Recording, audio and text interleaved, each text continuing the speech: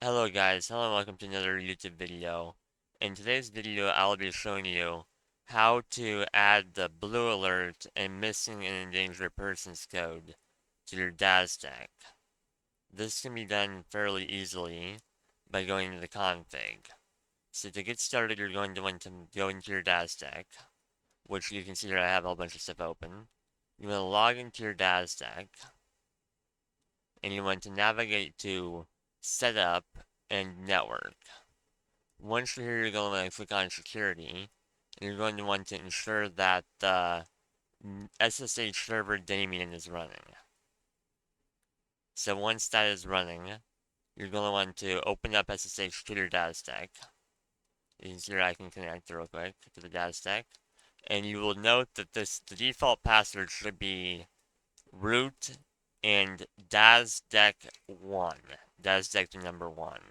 I'll write all of this information in the description, along with a write-up on what you need to write on these codes. Then you're going to want to do that service DASDEC server stop once you're in here. What that will do is that will stop the DASDEC so it won't cause any problems whenever you're editing these files. So once you stop it, you're going to want to then go to the file manager. You can use WinSCP for this. You're going to want to navigate to opt DASDEC and then DASDEC and then initial. There's a folder called initial. And then there should be a Langs folder. And there should be an EAS English UTF-8 config. You're going to edit that config. And you should scroll down. You should see child abduction emergency. You're going to want to edit that.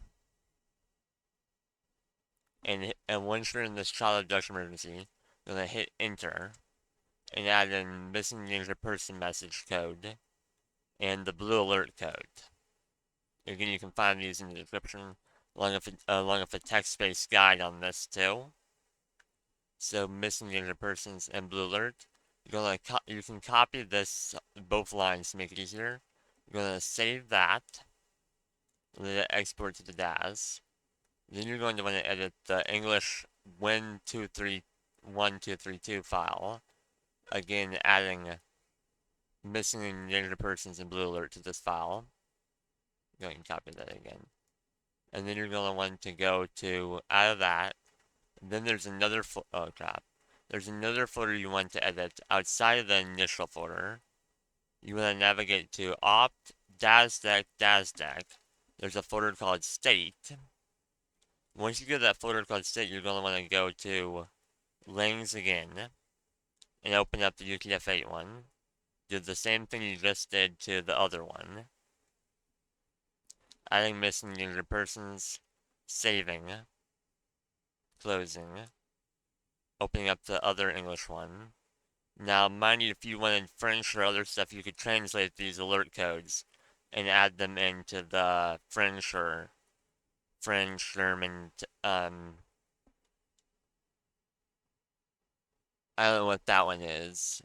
HMONG, I don't know what that is. Italian, Polish, Portuguese, Somali, Spanish, whatever.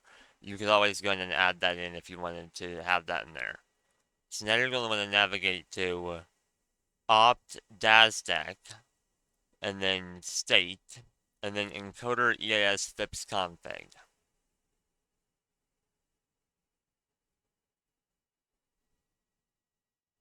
Encoder EAS types pool.config is the right file. This one right here. You're gonna want the child CAE should be up at the very top. In between demo and CAE, you're gonna want to add the child abduction emergency code. No, crap. You're gonna want to add the missing and endangered persons code that's in the description, as well as the blue alert code that's in the description.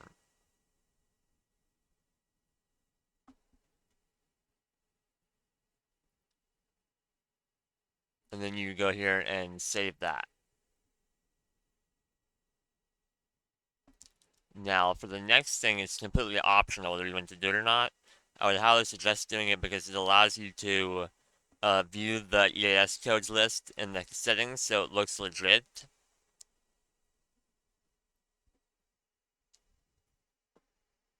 You go into opt DASDEC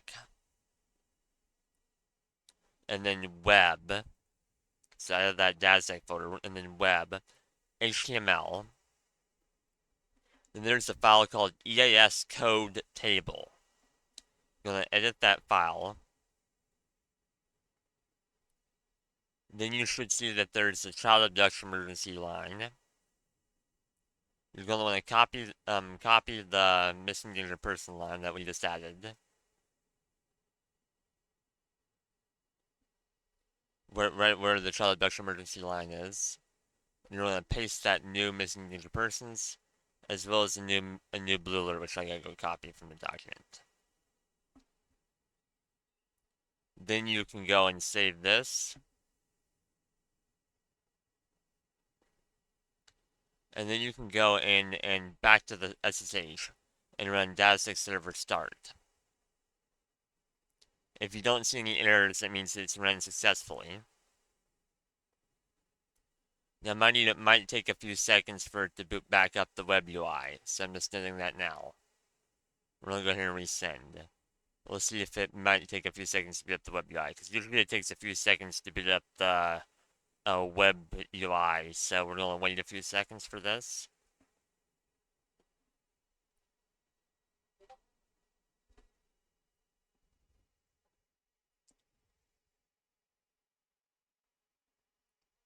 Then once it's back, you're probably gonna have to log in again, but maybe not. But then you're gonna go in and go to the Send Alerts tab, and you should see that there is now a missing and endangered persons message and blue alert in your Send Alerts section. You can test both of them with the TTS engine by going down and sending alert. And hitting yes.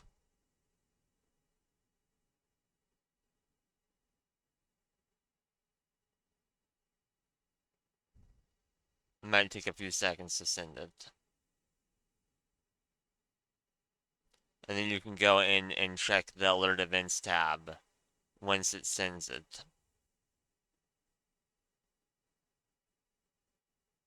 Alert events. And scroll down. Actually, we'll have to go to settings. Okay, hold up. All alerts, you have to hit that button. And then we should see it sending an MEP. This might take a few seconds to load. So I'll come back once it's loaded. Okay, so it loaded. You see here, a broadcast control system has issued a missing and endangered persons message for the following counties. And it was sent as an MEP. So there you go. That's how you set up the missing and endangered persons and blue alert code on a DASDEC 2 running software version 3.1. This also might work for version 4.0 and 5.0, but I do not have actual hardware to test that theory out on. So if you want to contribute information to people about this in the future, or if you're a broadcaster and want to provide more information, you can reach me via email on my channel email. That's all for now. Thank you so much for watching. Please leave a like if you enjoyed, and I will see you in the next video. Thank you for watching.